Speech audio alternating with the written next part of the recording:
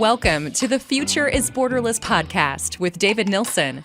We feature top entrepreneurs and thought leaders from around the world, those who bring a global mindset and a unique perspective to their life and business. Now, let's get started with the show. Hey, David Nilsson here. I am the host of this podcast, The Future is Borderless. We launched this as a way for me to connect with business leaders around the world who embrace what I call a borderless mindset, where we can make space to exchange ideas, put a spotlight on new innovations and best practices, and things that are relevant to us as business leaders, both personally and professionally. And the goal here is ultimately to help us to lead, to grow in a world that is continuing to evolve. Now, this episode is brought to you by DOXA Talent. DOXA helps businesses to source full-time, highly skilled workers from all over the world. And as a result, these companies can scale faster, increase margin, and improve culture. To learn more about how DOXA can help you leverage borderless talent, go to doxatalent.com. All right, well, I'm excited for today's episode. My guest today is Nathan Donohue, who has 15 years of experience in the wealth management industry, and he co-founded Concilio Wealth Advisors, which is an independent wealth management firm catering to the unique needs of technology professionals, particularly senior leaders at companies like Amazon, Microsoft, Meta, and Google. With their expertise, the Concilio team has helped clients navigate the complexities of equity compensation, stock concentration risk, tax issues, and then empowering them to make informed decisions and ultimately achieve their financial objectives. Nathan and his wife have recently relocated from Seattle to beautiful Scottsdale, Arizona, one of my favorite places in the US, where they're enjoying being outside and the exciting kind of components of that culture and landscape. Nathan's also an active member in the Entrepreneurs Organization's Arizona chapter, and his involvement in the organization allows him to forge meaningful connections with entrepreneurs worldwide and exchange knowledge, much like we do here, and experiences that enrich both personal and professional issues. And with that, Nathan, welcome to The Future is Borderless. Thanks, David. Excited to be here.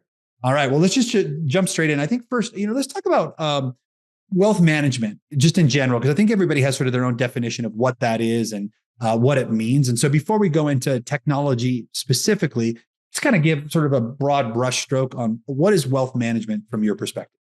Yeah, absolutely.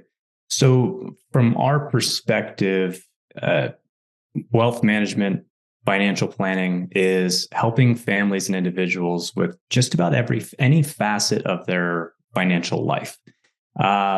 But really what we find is that it's helping them experience some confidence in an area that they otherwise might not feel like they have a lot of confidence in. Like, money's confusing.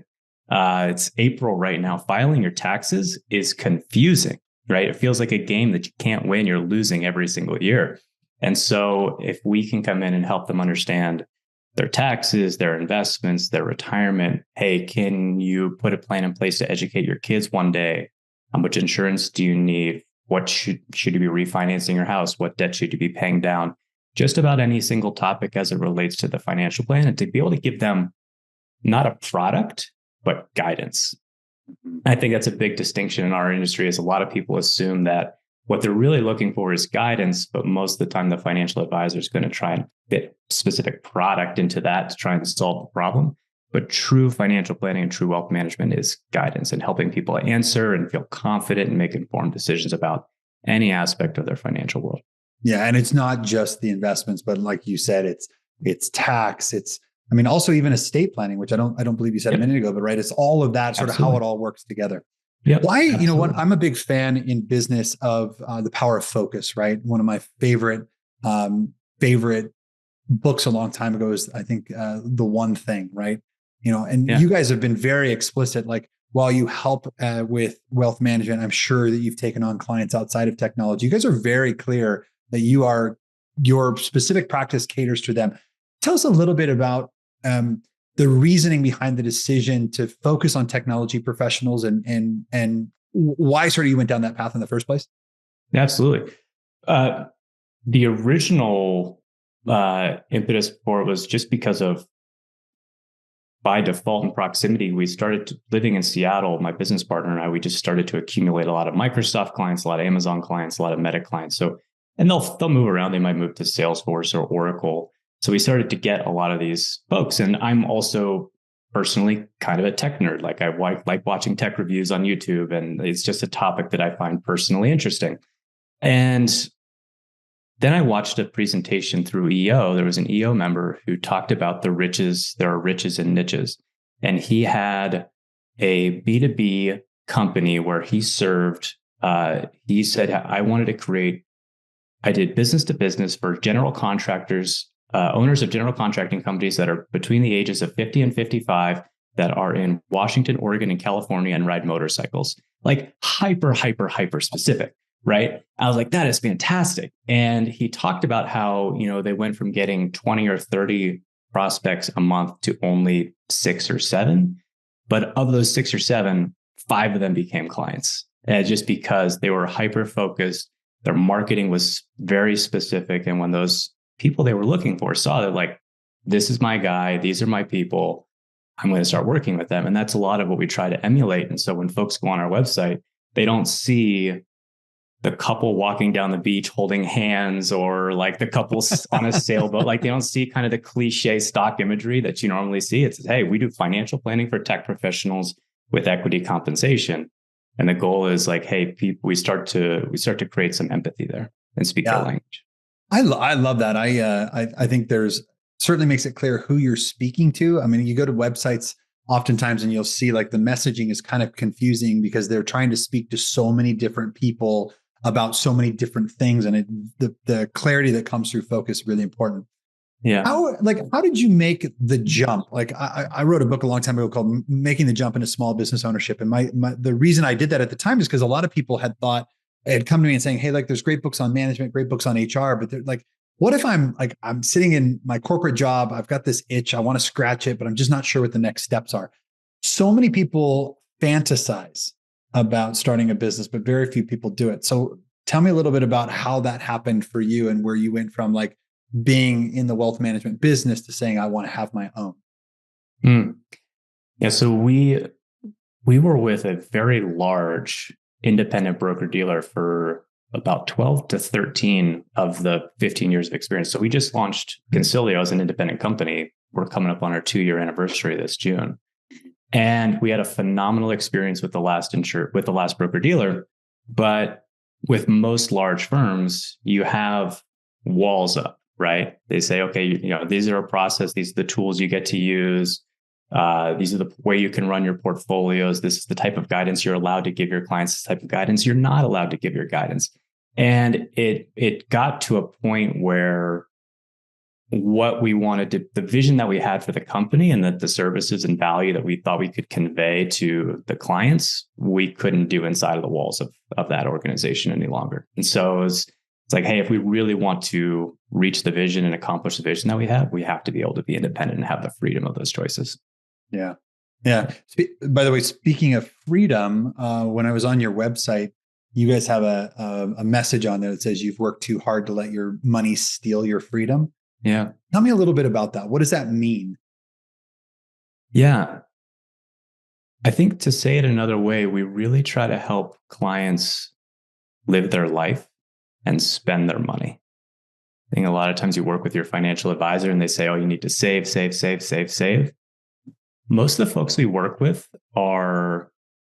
they're great savers. We're not people like we have to twist their arm to max out their 401k or do the right things, but they also come from it from a certain place of fear. Like, oh, am I going to have enough? Is this going to be enough? Most of the clients that we have are first generation wealthy too. Like they don't typically come from money. Like they worked really hard. They got a good education. They got a good job. They saved a lot of money. They just did things right. And our job is, in a lot of ways, we don't want them to feel like money is this handcuff where they're confined and they have to accumulate it just to accumulate it. If you're on pace to be financially independent one day, if you're on pace to give your kids a college education, spend the rest.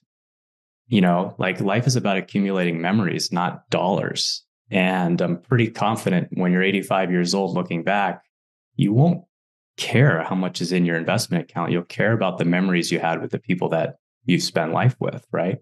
A story I like to tell is my partner was working with a client, and for years they had this vision of taking their entire family on vacation, like parents, kids, siblings. He's like, I want to take my entire family on a vacation for a week or two to go somewhere.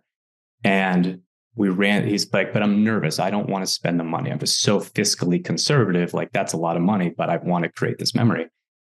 Ran the plan multiple different ways and say, not only can you do it safely, but I want you to buy everybody a first class ticket. Like, go to your entire family. I'm not only taking you on vacation, you're all flying first class, and we're going to have a tremendous once in a lifetime experience. And that's really what it should all be about.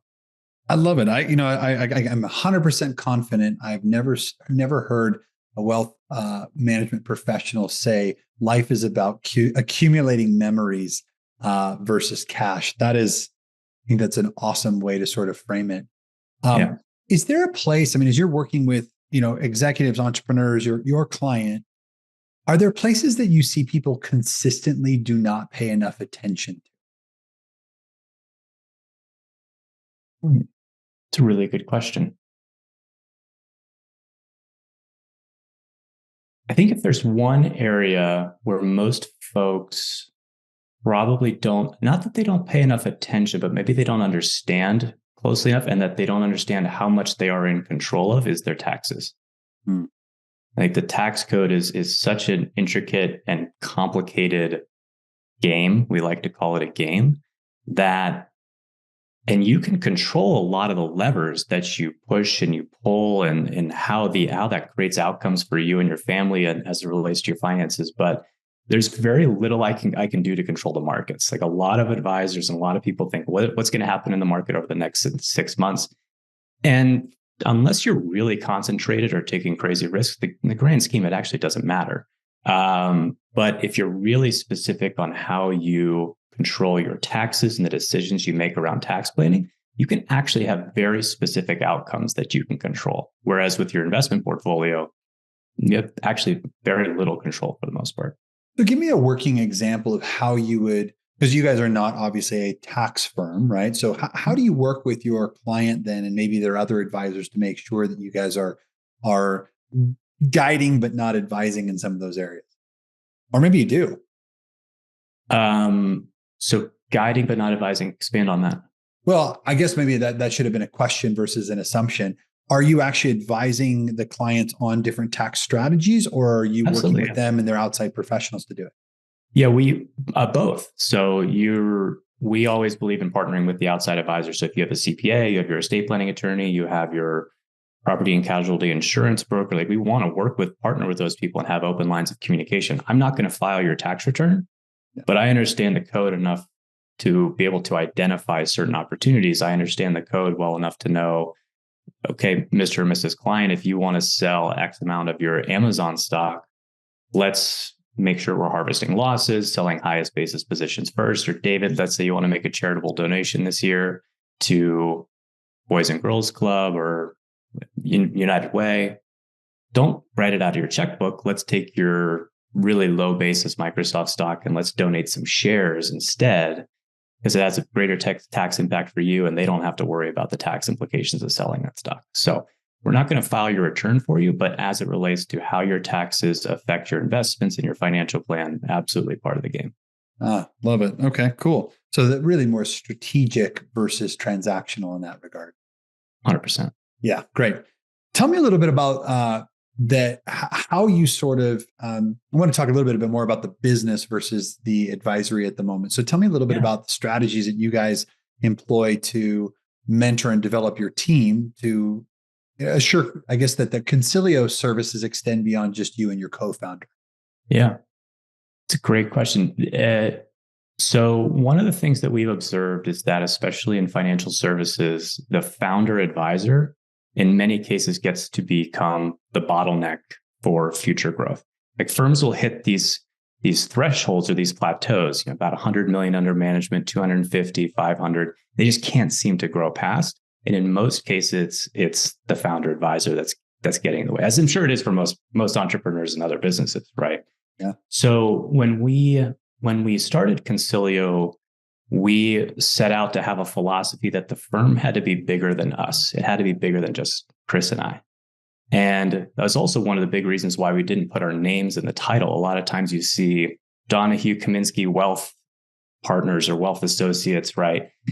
And studies found that clients don't care if your name's in the title, but your team actually really does, because it creates this perceived barrier to partnership or perceived barrier to professional growth inside of a professional services firm. Yeah. If my name's not in the title, there's this ceiling that I can't grow past for the team. And we're like, well, if the team feels that way, they're gonna feel like they can only grow so far, right? Like a fish inside of its fish tank can only grow as big as the tank, and they're gonna feel like the tank is a little bit smaller. So even starting with how we named the company, we also believe that our team or financial advisors should be educators, not salespeople. Like I said, our goal is just to help educate our clients. So we install very significant education bonuses for all of our team members. 75% of our team members are certified financial planners. Just one of the top designations you can get. Most of the team have other designations as well. This year, we'll be adding 2 CFAs. We've got 3 or 4 RICPs. I could just go down the list. And so our philosophy was, hey, I don't want to pay the team rather than paying team members commissions for selling a product, why don't I pay them to become more educated and become a better educator? And so if they take classes or do designations, we'll cover it. Not only that, you get into CFP, you'll get a bump on your compensation. We'll pay you bonuses, because our belief, again, is just if you can become more educated, become a better educator, provide more value to the clients, and help them make more informed decisions. I love that approach. In fact, I think it's the first time that someone's articulated this for me in this environment, but I love the idea of giving people control over how fast they can influence both the income and the impact that they have with clients. And instead of saying, hey, like the longer you sit there, the more I'll pay you, instead saying, hey, the more sort of competency and experience that you accumulate in a period of time, the more value you will drive for us and our clients. Right. So I think I love that. I think that's awesome. Yeah. And how great does it feel when you can come to work in a place that's supporting you and learning and growing, and right. And so one of our core values is we have a thirst for learning, and we just want people to learn every single day. Every Friday is learning day. So every single Friday we have a monthly learning, or we have a learning event every Friday morning. Sometimes we'll have external speakers come in. Sometimes we have an internal member of the team come in and speak. Every single Friday, we're learning something. We're growing. Love it. I think it's awesome. Let's talk about you personally for just a second. You know, as we were starting to get ready for this show, you mentioned that you participate in an annual fitness challenge, and that it's influenced your personal growth. I'd love to hear a little bit more about that experience. Yeah, it started a couple of years ago, a number of years ago now, where it's like for a long time I'd written out the goals that I have for the year. Right, these are my professional goals and personal goals. Let's add a fitness category as well. And so a number of years ago was, I'm going to run a half marathon. And then the year after that was, let's run one every quarter. And then the year after that is like, let's run a full marathon, which I don't recommend. And then it was, let's do the 75 hard program. And then it was, well, I've never really ridden a road bike before, so let's sign up for a 200-mile road bike race, Seattle to Portland, 206 miles in one day. This year, it's to run a half marathon every single month. And so it's fitness and staying in shape and just being healthy is really important to me. But what it's really evolved to is to every single year to teach myself that I'm capable of doing something I've never done before, and to get comfortable being uncomfortable with that. Like last year, I'd never really spent much time on a road bike, but I'm going to go ride 206 miles in a single day this year. And what that translates to is, if I can do that, why can't I go and grow my business from here, from point A to point B? Why can't I go and get the scary prospect? Or why can't I help my team get from here, this level to that level? And so it's every single year, it's as much as it is physical, it's 100% more of a mental game at this point. Yeah. Well, it's sort of a similar discipline to building a business, right? You set a goal, you come up with a plan to help you do that. Now, you said 206. Are you riding from Seattle to Portland? That was the Seattle to Portland ride is 200. I think it's 206 miles in one day. Yeah. You can break it up into two as well, but I like to be hard on myself. You're a glutton for punishment. I've done the STP twice, but I've done it both times in 2 days. Yeah. Let me know if you want to do it again. I'm down. Okay, I'll let you know. I want to talk about work-life balance for a second too, because I interview a lot of entrepreneurs, and as you know, a business can take over your life. If you're not careful. So, how do you maintain a healthy work-life balance, and how do you sort of balance the demands between being an entrepreneur, being an advisor, being a spouse, giving back to your community, trying to invest in your fitness? Like, how do you think about that? I'm very structured throughout the day. Like I have to get up at a certain time. I have to work out first thing in the morning. Then you go to work. And then there's also just certain days that are family time, right? Like tonight's Thursday, tonight's date night. And so for me, in my mind, I just have this time is dedicated for certain tasks, for certain purposes. So you've got workout time, you've got work time, you've got family time. And that's tends to be how we do it. I don't probably much like you and much like a lot of your guests on here. I genuinely like to work, right? Like coming to work and building something, like you're building a company, you're building towards a vision. It doesn't always feel like work. So if there's some stuff to get done on a Saturday or Sunday, I'm totally fine doing that. And so because you're working towards a vision rather than working. So that tends to be how we do it. But my wife and I also, we absolutely love to travel. So I'm perfectly fine sprinting for a number of weeks. I know you're a big traveler too. If that means I get to go and take 4 or 5 days and go to Mexico or go to wherever, like that's one of our things that we're really, really passionate about is getting out and exploring the world. So I got no problem sprinting for a period of time and then decompressing. Yeah. Yeah. How are you able to disconnect when you travel? Are you able to turn it off for a period of time? It takes me 2 to 3 days. Yeah. I've found that too. There's this cooling off period. And then unfortunately, a couple of days before I go home, my brain starts to turn back on in anticipation of, so that the time's got to be long enough in between to take advantage.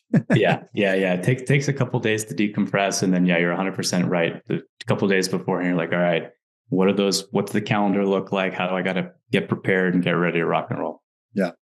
Hey, one thing I love to always reflect on is what are the things that have happened to me in my life that have really set me up for success or taught me important lessons that have helped me as an entrepreneur. Curious in that, like within that sort of context, what comes to mind for you? Like, what is something that you've done, experienced, been challenged by that has really sort of helped you where you are today?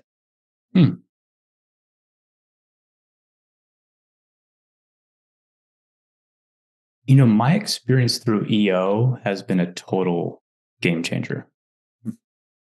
I imagine similar for you as well, but I remember when I started an accelerator. So an accelerator is when you're between $250,000 to $1 million of revenue.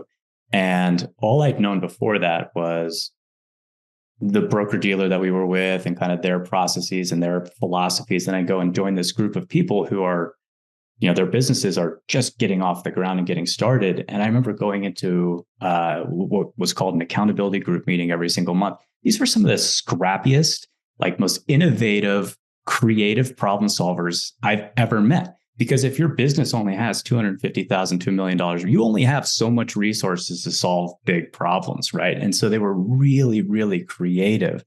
And I remember at the time thinking, I never would have even thought about that, let alone come up with the solution that they did. So I share that story because I think it just opened my eyes to entrepreneurship and how you can get really creative and solve these problems. And now being an EO and having the opportunity now to have traveled internationally and meet business owners from all over the world to see how other people solve unique problems and get creative about how they run their organizations and how they run their teams and how it affects them to grow personally. It's just completely opened my eyes to what's possible. Yeah. I love, there's a book out there called The Theory of Constraints, right? It's the idea that with those constraints, it increases creativity. And so it just exactly underscores what you just said a minute ago. And I think as businesses get bigger, it's important just to remember, like, unlimited resources doesn't increase efficiency and or creativity over time. It's something to consider. So I love that. If you look at the financial services landscape in general, it's something that's rapidly evolving, both because of technology and just because of how the world is today. Like, how do you anticipate that's going to continue to evolve, over the next, call it 3 to 5 years? And what's, Concilio's plan to sort of adapt within that? Yeah. Over the next 3 to 5 years, we will continue. Over the last several years, we've continued to see mass consolidation of smaller firms. So you've seen a lot of previously independent smaller shops get merged or become acquired. There's a huge consolidation effort right now, which helps improve efficiency and the services you can provide your clients. So I think we'll continue to see that. I personally believe that this development with AI is going to completely transform our game and the services that we provide. So over the last probably 10 years, trading and investment management has very much been automated. You can open up accounts at E-Trade, Fidelity, Charles Schwab. You can trade for free. You can rebalance for free. Like all the stuff that you previously had to pay a lot of money to an advisor for is now there's no cost associated with that. And I think over the next few years, we're going to start to see a lot of AI-driven platforms to help advisors and to help clients get that advice in real time. And it's going to just totally propel the value that you can provide for clients. I'm really excited to see how that happens. I also believe that if advisors don't pick a very specific niche, if they don't specialize, if they're not able to provide tremendous value in a very specific way, they are going to be in trouble 5 to 10 years from now, because what we've observed over the last decade of how trading gets automated, AI will start to automate a lot of the very generic financial planning that people are doing. And so for those that get hyper specific and get very niche focused, maybe it's around taxes or estate planning, or say, hey, I want to go and I'm just going to serve doctors in California, right? If you can solve their specific problems and add tremendous amounts of value, you'll be able to leap ahead of somebody who's maybe a jack of all trades. You know what? I love the fact there's some people that you run into that have a scarcity mindset, and then others that have an abundance. And what you just sort of laid out is that it's actually within the wealth management professionals' control to either leverage AI as an enabler, yep, or it could be actually to their detriment. I think it's really smart to recognize that it could become your superpower or your kryptonite, but it's 100% your control. I love that. I think it's going to completely transform the industry. And I don't know about you, but I always operate with a healthy amount of fear. Every day I get up, I'm like, somebody's going to learn more, become a little bit better. This tool could, if I don't embrace it and grow as a result of it, it's going to put a ton of downward pressure on me. So every single day I operate from a little bit of healthy fear that way. I also observe some people who are like, oh, it'll never replace me. This will never take our clients or whatever. And I personally don't like that philosophy. I'd like to say, hey, you need to get better. You need to get sharper. You need to stay ahead of the game every single day, or you could very well get left behind. Yeah. Well, I think a little bit of paranoia is healthy. Keeps us motivated. Nathan, I know we're getting close to the end of our time together, but I'd always love sort of ending with a question around, you said thirst for learning is one of your values. I've found that most entrepreneurs are lifelong learners. What's a recent book you read or something that you're trying to learn today to sort of invest in your own skills and development? Yeah. Recent book I read that relates to what we do was Die with Zero. And the author's name is escaping me right now, but it was a phenomenal book around, like I talked about earlier, the philosophy of life is about accumulating memories, not dollars. And that was very much the purpose and the overarching theme of the book, is that he laid out, if you accumulate a significant amount of wealth, you work so hard your entire life, and then you leave it all behind to your kids, you don't actually use anything, then you traded work for dollars, but you didn't have any memories over that point of your life, right?